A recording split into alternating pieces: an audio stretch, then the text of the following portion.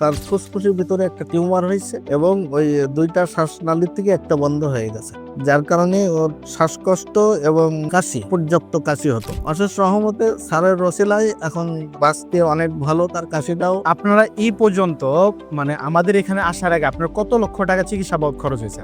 এখন ইন্ডিয়াতে যেহেতু এটা চিকিৎসা করিনি, তারপরেও 5 থেকে 6 লক্ষ টাকা চলে গেছে। 5 থেকে 6 লক্ষ টাকা। জি জি। আসসালামু আলাইকুম, আমি doctor ATM Rezaul Karim, cancer চিকিৎসক অধ্যক্ষ ডাক্তার এস এম সরোয়ার স্যারের সহযোদ্ধা হিসাবে কাজ করতেছি গণস্বাস্থ্য হোমিওতে। তো এখানে আমরা দেখে আসতেছি আল্লাহর মধ্যে বহুত পেশেন্ট সুস্থ হয়, যাদেরকে দেখতেছি অ্যাম্বুলেন্সে করে নিয়ে আসতেছে বা হসপিটালে আইসিইউতে আছে, ওখান থেকে ব্যাক করে। সেই ধারাবাহিকতায় আজকে আপনাদের সামনে আমাদের ছোট্ট একজন বাবুর পরিচয় করে দিব, যে আমাদের এখান থেকে চিকিৎসা করে আল্লাহর মধ্যে সম্পূর্ণভাবে সুস্থ আছে। সেই সাথে আমরা একটু তার সাথে একটু কথা বলে আসি এবং আপনাদের সাথে বিস্তারিত আলোচনা করবো ইনশাআল্লাহ, তার রিপোর্ট সহ। বাবু কেমন আছো তুমি? ভালো আছো? তোমার নাম? মার্জিয়া। তোমার বয়স কত? 5 বছর। তোমার বাবার নাম? মুজাহিদুল। তোমার আম্মুর নাম? রেখা। আচ্ছা, ইনি কি হয় তোমার? বাপি।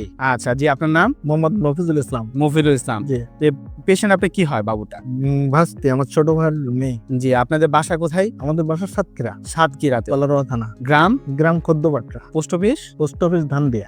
উপজেলা? উপজেলা কলারোয়া। কলারোয়া। আপনাদের বাবুটা কি হয়েছিল, কিভাবে আসলেন আর কোথায় কোথায় চিকিৎসা করছেন, যদি একটু বিস্তারিত বলতেন। সমস্যা মূলত ধরা পড়ছে 3 বছর 3.5 বছর পরে। প্রথমে এলাকায় পররাতে এবং সাতক্ষীরাতে আমরা ওখানে মেডিকেলে তাকে ট্রিটমেন্ট নেওয়ার পরে যখন ওখানে তার উন্নতি না হয়, তখন আমরা ঢাকাতে আসি। প্রথমে এখানে ইসলামী হাসপাতাল, পপুলার, লাস্টে শিশু হাসপাতাল, লাস্টে যাই হলো স্কয়ার হাসপাতাল। স্কয়ার হাসপাতালে যে তাকে যে রিপোর্টটা আসলো, তার ফুসফুসের ভিতরে একটা টিউমার হয়েছে এবং ওই দুইটা শ্বাসনালীর থেকে একটা বন্ধ হয়ে গেছে, যার কারণে ওর শ্বাসকষ্ট এবং কাশি, পর্যাপ্ত কাশি হতো। এরপরে ওখান থেকে অপারেশন করালাম। অপারেশন করে ওখান থেকে আসার পরে তারপরে ওটা নির্মূল হয় নাই। পরবর্তীতে আবারও এক্সরে করে দেখলাম যে ওটা একটা বন্ধ হয়ে গেছে। এরপরে সবাই বাড়িতে সবাই বলাবলি করলো, সর্বশেষ বললো যে ইন্ডিয়াতে নিয়ে যাওয়ার জন্য। তো ওদের সব পাসপোর্ট আমি থেকে করাই দিলাম, দিয়ে পরে ওদের ইন্ডিয়াতে পাঠালাম। ইন্ডিয়াতে আমরা বাজি ইন্ডিয়াতে কোথায় চিকিৎসা নিয়েছেন আপনারা? ভেলোরে নিয়ে গেছিলাম। আচ্ছা। নিয়ে যেয়ে ওখানে ডাক্তার দেখালাম। দেখানোর পরে ওখান থেকে ওনারাও অপারেশনের কথা বলার পরে তো ওখানে 6-7 মাস দেখানোর পরে অপারেশনের কথা বলে যখন আমাদের কথা বললো, তো এরপরে বললাম ঠিক আছে, আমরা তাহলে দেশে যাই, দেশের থেকে এসে আমরা অপারেশন করবো। পরে দেশে আসলাম, এসে ওনাদের কাছ থেকে ওটা শুনে আসছিলাম আমাদের কথা। ওখানে 5 লাখ টাকার মতো তারা চাইছিল। আসলাম, এসে আমাদের নিজেদের প্রিপারেশন নিয়ে আমরা আবার ভেলোরে চলে গেলাম। যে অপারেশন করব, ডাক্তারের সঙ্গে যখন বিস্তারিত কথা হয় ওকে নিয়ে, যে আসলে অপারেশন তো করব, ছোট বাচ্চা মানুষ, অবস্থাটা কি, যে আসলে অপারেশন করলে কি আমি ক্লিয়ার পাবো? হ্যাঁ, কিওর হবে। হ্যাঁ। তো তখন ডাক্তার বলল যে এটা সিউরিটি দিতে পারবো না আমি। এরপরে জিজ্ঞাসা করলাম যে তার রিস্কের বিষয়, তো বললো যে 5% রিস্ক, 95% ধরে নিতে হবে যে নাই। তো এসবগুলো শোনার পরে বাড়িতে কথা বলে সবার সঙ্গে আলোচনা করলাম। করার পরে সবাই দেখা গেল বললো যে ছোট বাচ্চা, এখন যেহেতু 5% মানে নাই, হ্যাঁ, মানে রিস্ক না।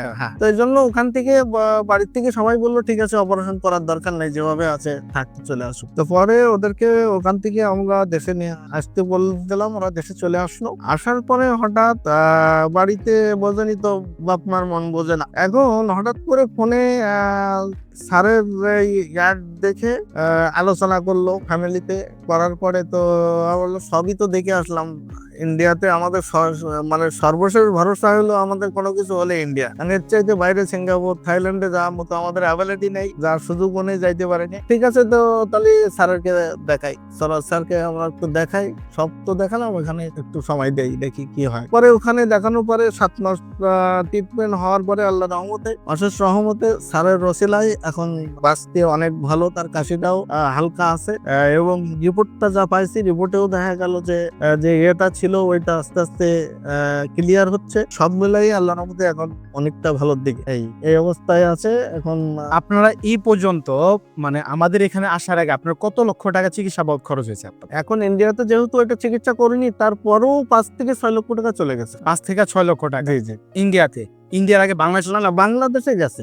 বাংলাদেশে। আর ইন্ডিয়াতে দেখা গেল যে ওইরকম 2 লাখ টাকা মতো খরচা হয়েছে। আচ্ছা আর অপারেশনটা করলে আরো এক্সট্রা 5 লাখ টাকা দিতে হতো, যেহেতু ওরা অপারেশন করেনি, আমরা ওখান থেকে চলে আসি। আচ্ছা, টোটাল মানে আপনার আগে 7 লক্ষ টাকা আগে খরচ হয়ে গেছে, খরচ হওয়ার পর কোনো রেজাল্ট পান নাই, সবশেষে আমাদের ডাক্তার এস এম সরোয়ার স্যারের নিকট দিয়ে চিকিৎসা শুরু করেন। এই বাচ্চাটা 7 মাস ট্রিটমেন্ট চালানোর পরে আমরা ওনাকে গত মাসে বলছিলাম যে আপনারা এবার পরীক্ষাটা করেন।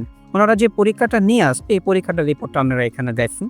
এই পরীক্ষার রিপোর্টটার মধ্যে বলা হচ্ছে যে সম্পূর্ণরূপে আল্লাহর রহমতে বাচ্চাটা এখন ওই টিউমারটা আর নাই। যে টিউমারটা নিয়ে আমাদের টেনশন ছিল, টিউমারটা নিয়ে এত কিছু, সেই টিউমারটা এখন আলহামদুলিল্লাহ এই রোগীটার আর নাই। এখন আল্লাহর রহমতে 7 মাসের চিকিৎসায় এই বাচ্চাটা যেমন সুস্থ হয়েছে, আমরা জানি যে এই সমস্ত ট্রিটমেন্টগুলো আপনি ইন্ডিয়া বলেন, সিঙ্গাপুর বলেন, থাইল্যান্ড বলেন, যেখানেই যান, এই সমস্ত বাচ্চাদের বা এই সমস্ত রোগের ট্রিটমেন্ট অপারেশন করলেই যে চলে যাবে বিষয়টা তা না। এটা পুনরায় আবার ফিরে আসে এবং খুব অল্প সময়ের মধ্যে।